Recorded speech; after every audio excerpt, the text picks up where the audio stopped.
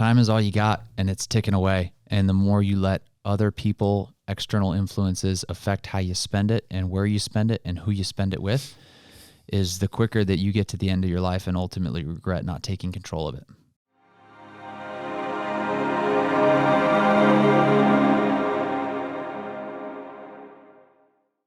So one thing you're going to encounter when you start to protect your time, and we're going to go a little long on this because we're having some breakthroughs here in the studio as we're talking about this.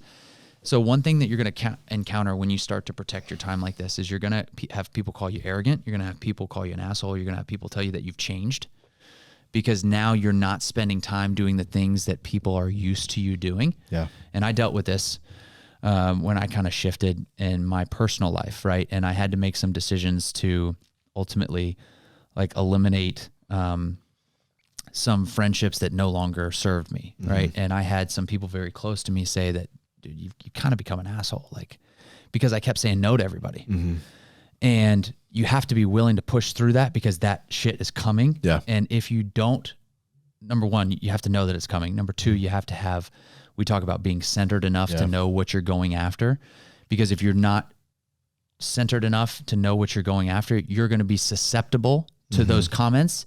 And then you're going to fall back to what you just said, where you're like, it's the guilt trap of now having to spend time with those folks because you did once spend time with them, although they were a friend for the season. Right. And now you're back in that trap of having to spend time with them because they've guilted you into it by calling you an asshole because you're no longer going to the bars, or you don't want to go to that wedding because you'd rather, go to a conference or move your business forward. And you don't want to go to that boys' weekend because you know that getting drunk 3 days in a row and it's just, it's not serving you anymore. Yeah. But and people will make you feel guilty. They'll call you an asshole or say, and I've heard it, like, Houston's no longer available.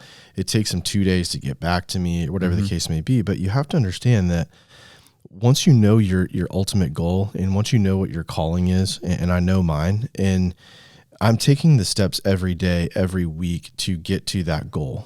And unless I do that and I'm protective of my time, regardless of whose feelings it may hurt, that's what's most important. And the people that I'm going to impact on the other side of that has such a broad spectrum of just goodness that's going to come from it.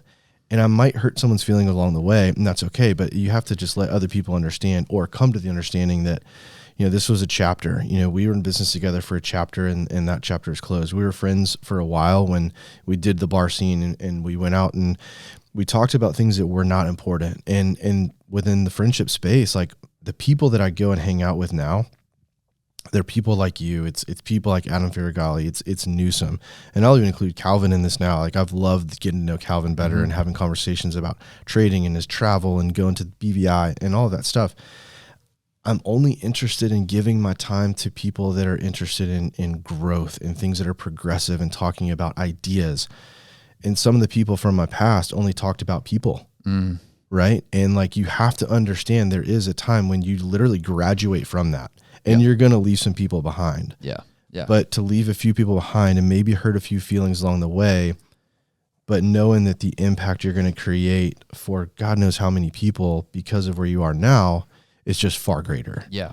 The good that comes from that is it far outweighs someone who may or may not have gotten their feelings hurt. Yeah. It's tough. Calvin, I got another good exercise for you. You're going to like this one. So first of all, what I'll say is, when you do that, what you just said, believe it or not, subconsciously, you will actually sometimes inspire those same people to then make that shift. And what you'll find is some people will recognize that, oh shit, this guy's no longer a caterpillar, he's a butterfly. And I don't want to be a fucking caterpillar anymore too. So when you say no to that relationship, and sometimes that conversation is very difficult. People shy away from difficult conversations. I was like that, early on. But when you say no to that relationship, and it just says it's no longer serves me, this is what I'm about now. And what you'll do is subconsciously you can actually pull that person up by just telling them, I don't have time for you anymore. And they'll be like, shit, I shouldn't be doing this either if I want any kind of life. And naturally those people will just sort of like move out of your way, and the sea will sort of naturally part. And those people who want to stay the same, misery loves company, they will just continue to do what they're doing, and you will just continue to move on. And what I encourage everybody to do is write down the 7 people that you're spending the most time with. You know this good one. exercise. Yeah. The 7 people that you're spending the most time with. And then next to their names, I want you to write down the average income that they're making, the salary that they're not salary, but the amount of money they're going to make this year. Right. And then I want you to total it up and then divide by 7. 9 times out of 10, that's how much money you're going to make. You know, and 9.5 times out of 10. 9.5 times out of 10, that's how much money you're going to make. Yep. So who are the 7? And I do this even in my text messages. I will pin certain people to the top of my messages to make sure that they stay top of mind, so that I know that I'm communicating with those people, because I know that they're high level 7-figure plus earners. You know, those kinds of things. So I'm constantly talking to those people because I want them in my list of 7 because that's the number that I'm trying to get to. Yeah. And I'm not trying to be like, don't talk to your mother because she's not in the money category. But at the same time, it goes back to that. If you're spending time here, you're not spending time here. And if you're spending time, if all of your 7 people are making $100,000 a year, you're going to be making $100,000 a year. Yeah. That's you're who you surround yourself with. Yeah. I was going to say it ties perfectly into you're a sum of who you spend time around, period. Because of the influence that they have on your life. It's so huge. And you can just spend week after week after week, which leads to a month, which leads to years, having the same conversations with the same people. It's my nightmare. Right. And it's not to degrade those people as humans, but that doesn't mean that your intentions are the same as theirs, and where they want to go with life and with family. It's not the same. And we have to be able to say, okay, that's okay. Yeah. But I'm not going to go down to Nashville with you, this person, but I'm going to go over to Chad's because we're talking about a summit and a mastermind that we're trying to put together to help other people do this. Yeah. And it doesn't mean you have any ill will. No. I think that's where people get it wrong, is you think, because I'm saying this about those folks, that I think that they're a lesser person or whatever. Right. No, dude, it's just my soul is on this journey, and my soul and my soul's calling is taking me this way. Yeah. And in order for the end of my journey, what I believe to be my calling and my destination, even though we're always on a constant pursuit of it, what I believe to be that destination is leading me this way.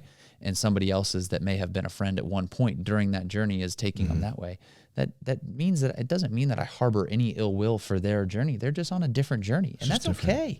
People are so fucking worried about bringing everybody along with them, or maintaining all of these friendships. Yeah. But what happens when you get to the end of your life and you realize that life is not about the friendships that you maintained, but it's about the relationships that you were able to cultivate and you were able to create. Right. What happens when you find out that was the benchmark for grading on how well you did with your friendships, right? Right. You're going to be really pissed off when you sat there and you hung out with your high school buddies because you thought that's what you were supposed to do. So in summary, yeah. And in all seriousness, your time is just of the utmost importance. And I think the message is it's okay to let certain things and certain people go and not feel guilty about it. Yep. There's a great book called The Power of One More by Ed Mylett. I don't know if you read that one yet. I have. But it's in that book, and it's outlined exquisitely well. And it's that, there's a point where you have to let certain things go and understand they served you for a period of time, friendships, business, and all the stuff. Hell, even coaches, I love to coach people, but there's going to be a point where the people that I work with no longer need me. Yeah. I'm not going to take that personally. And the same thing goes for the mentors and coaches that I've had in my life. There may be, it serves for a chapter. You're going to outgrow mentors. You're going to outgrow friends. You're going to outgrow, it's okay. Yeah. It's all right. Stop letting people make you feel guilty into hanging out with them because, again, they were a friend during a season. Yep. This whole episode was about tactics and strategies to protect your time. Hope that you got some value out of it. Please continue to listen to the Lighthouse Freedom Podcast as we are just shining a light on what it takes to be successful, especially now during economic uncertain times. Give us a like, give us a share. Looking forward to the next one. All right.